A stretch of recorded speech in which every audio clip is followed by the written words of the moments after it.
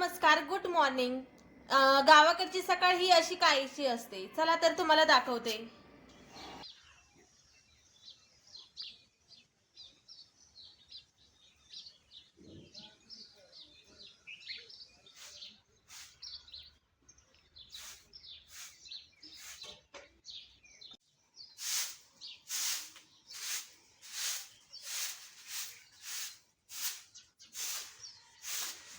काल आम्ही गावाला आलेलो होतो. आमची यात्रा येते 15 दिवसावर. तर त्याच्यासाठी आम्हाला कुरडया बनवायचे होते. त्याच्यामुळे मी गावाला आलेली. सकाळी लवकर उठलेलं नानी आणि मी दोघी. तर इथं नानींचं अंगण वगैरे झाडायचं काम चाललेलं. मी लगेचच स्वयंपाकाला लागले आणि सगळा स्वयंपाक आम्ही उरकून घेतला. त्यानंतर लगेचच चीक हटण्यासाठी घेतला, कारण उन्हाच्या आधी कुरड्या वाळायला टाकायच्या होत्या.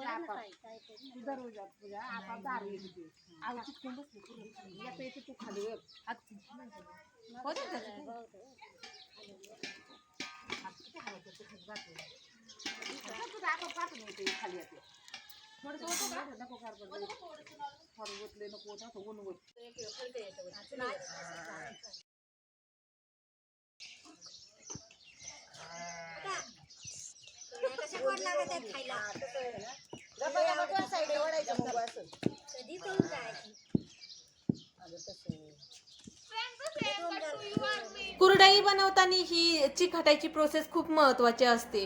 तिला असं कंटिन्यू हटावं लागतं आणि खूप जड जातं हे हटताना, कारण ते खाली लागलं जातं जर व्यवस्थित नाही हटलं तर.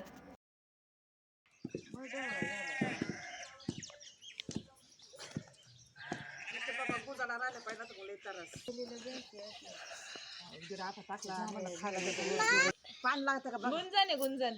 हे होय होय थांबूच हालून खाऊन बघा तुम्ही. आयुष खाऊन बघ मीठ नाही अजून साल सुका बरं राहिलं बरंच काय नाही रे का आपण पूर काढून पण तू नाही घेत अजून थोडं मीठ टाक पूजा मीठ घे. हा चीक हटायला सगळ्यांनीच थोडा थोडा हातभार लावलेला आणि नंतर जड जायला लागलं. त्याच्यामुळं आहोंकडे दिलं होतं चीक हटण्यासाठी, कारण एवढी हार्ड प्रोसेस म्हणजे भरपूर त्याला जोर द्यावा लागतो. एवढं नको आता एवढं फारच नाही.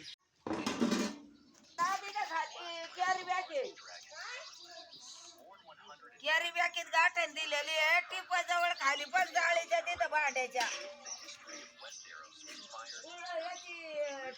खाली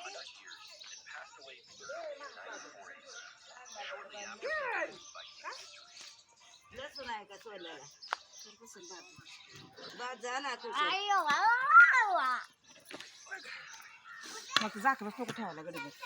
वालाच्या गुगऱ्या केल्या का. चीक हटून झाला होता, पण त्याला थोडंसं शिजण्यासाठी वेळ होता, त्याच्यामुळे त्याला हारावरती तसंच ठेवलेलं. आणि इथं आई आहेत आमच्या चुलत सासूबाई. इकडे खाट वगैरे टाकून ठेवलेली आम्ही कुरड्या बनवण्यासाठी, आणि तोपर्यंत जाऊबाईंनी इकडे घोडा बांधून घेतला. चुलत जाऊबाई आहे या.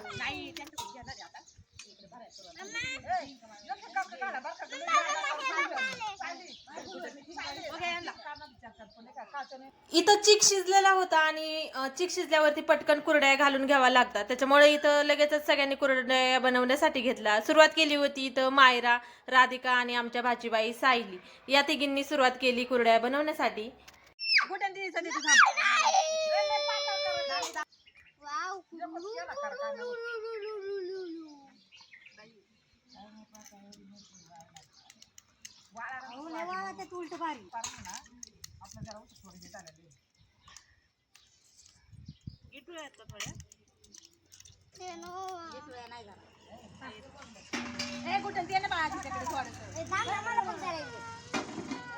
इथं ना मी जाऊबाई आणि आमच्या भाचीबाई, तर आम्ही तिघी मिळून इथं कुरड्या घालत होतो. आणि आई आणि आमच्या नानी तर दोघी आम्हाला सोऱ्या भरून देत होते.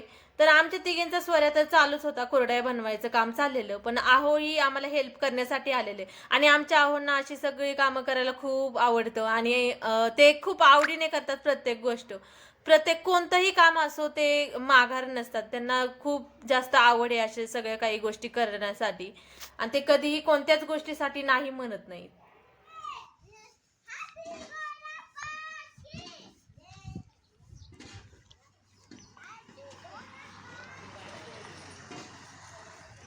एवढ्या सगळ्या कुरडया आम्ही बनवलेल्या, जवळजवळ 2 खाटा आम्ही कुरडई बनवलेल्या आणि एक मोठी कुरडई आहोंनी बनवलेली. त्यातले त्यात जे काही खरड होती तर त्याचे वडे पाडून घेतलेले.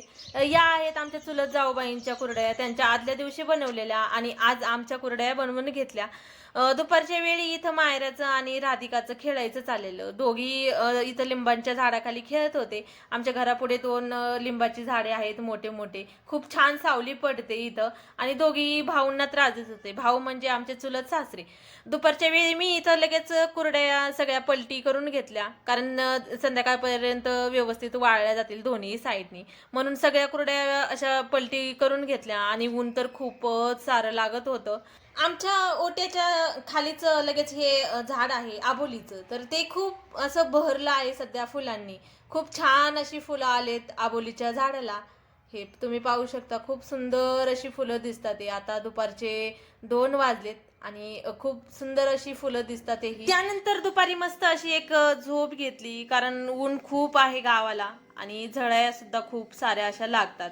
त्याच्यामुळं दुपारचं कुणी बाहेर दिसत नाही जास्ती. तर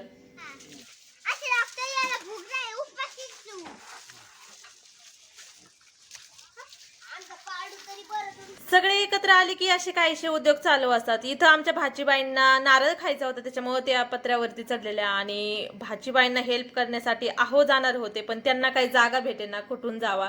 ते जागा शोधत होते वरती जाण्यासाठी. आणि या साईडला आमची गुड्डण लगेचच ह्या म्हशीवरती बसलेली. ही म्हैस आहे. तर लहानपणी आम्ही सुद्धा खूप असं म्हशीवरती वगैरे जाऊन बसायचं. लहानपणीची आठवण झाली हिला पाहून. आमची राधिका आहे चुलत जाऊबाईंची मुलगी. तर गावाकडच्या मुलांना याची भीती वगैरे वाटत नाही, पण आता मला सुद्धा पहिली भीती वाटत नव्हती, पण आता हे गुरं वगैरे नवीनच आहे. चुलत जाऊबाईं त्यांची गुरं आहेत, तर त्यांची म्हणजे भीती वाटते आता सध्या. इथं हे दोघांचा प्रयत्न चालला होता नारळ काढण्यासाठी आणि बांबूनी ते दोघं नारळ काढत होते मामा भाचे, पण त्यांना काही काढता येत नव्हते नारळ, कारण पुरतच नव्हती हाईट. खूप सारं ऊन लागत होतं. 5 वाजले तरी सुद्धा खूप सारं असं ऊन लागत होतं इथं. भरपूर सारे असे गुरे आहेत आमच्या चुलत जाऊबाईंचे आणि बैल पण आहेत. बैलगाड्यासाठी नेतात ते. तर आज बैल वगैरे घेऊन गेलेले होते गाड्यासाठी आणि ह्या गायी आहेत गावरान गायी वगैरे. तर नवीन माणसाला ते लगेचच मारायला पाहतात. तसं जे रेग्युलर माणसं दिसतात तर त्यांना ते काही करत नाही. पण मी प्रयत्न करत होते त्यांना हात लावायचं, पण तरी सुद्धा भीती वाटत होती. त्यांचे शिंगे वगैरे पाहून एकदम टोकदार असतात यांचे शिंगे आणि नवीन असलं तर आपल्याला भीती वाटणार. इथं काय आम्हाला कोणतंच जनावर काही हात लावू देत नव्हतं, मुळात आम्हीच घाबरत होतो त्यांना. इकडे पाहिलं तर मामा भाचे दोघंही पत्र्यावरून आता लिंबावरती जाऊन बसले. त्यांचा काही हात पुरतच नव्हता नारळ काढायला.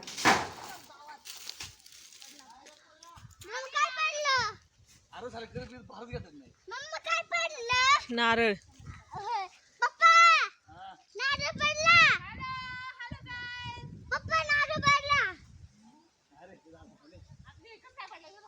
खूप सारं असं वारं सुटलेलं आणि कसं बस एक नारळ त्यांनी काढलेला. त्यानंतर आम्ही गेलो फेरफटका मारण्यासाठी शेतीमध्ये.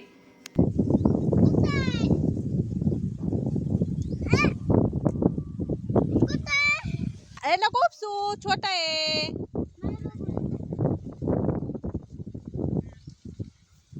आहे, छोट.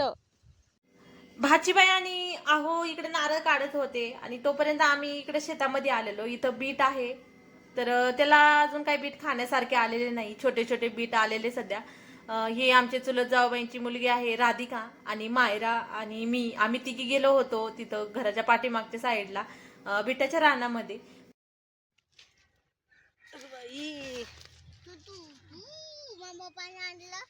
आणलं ना आणलं. दिसते का तू? नाही. मायरा तू गप. ना मम्मा दे.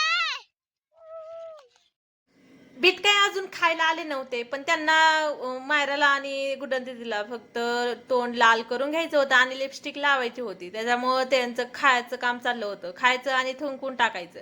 ते काही खात वगैरे नव्हते आणि त्यांना सामील झाली होती ही दीदी. कालच या शेतामधले कांदे काढून झालेले आणि इथं आता शेळ्या वगैरे चरत होत्या, पण त्यांचं काही शूट मी केलं नाही. इथं हे आहे ओली बडीशेपचं झाड आहे हे.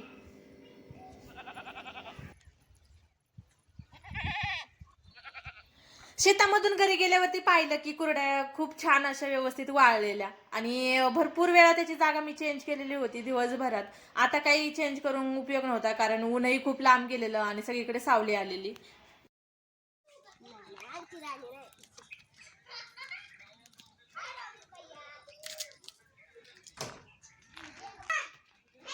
इथं आमची राधिका घोड्याला घेऊन राऊंड मारत होती आणि इथं मी लगेच बाकीच्या कुरड्या परत एकदा पलटी करून घेतल्या आणि आता संध्याकाळी त्याला व्यवस्थित असं स्टोअर. उद्याच एक ऊन दिलं की कुरड्या व्यवस्थित अशा वर्षभरासाठी रेडी होतात. आणि तुम्हाला हा माझा ब्लॉग कसा वाटला गावाकडचा मला नक्की कमेंट्स करून सांगा.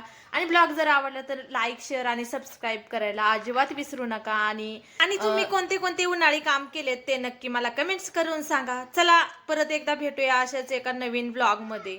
तोपर्यंत बाय.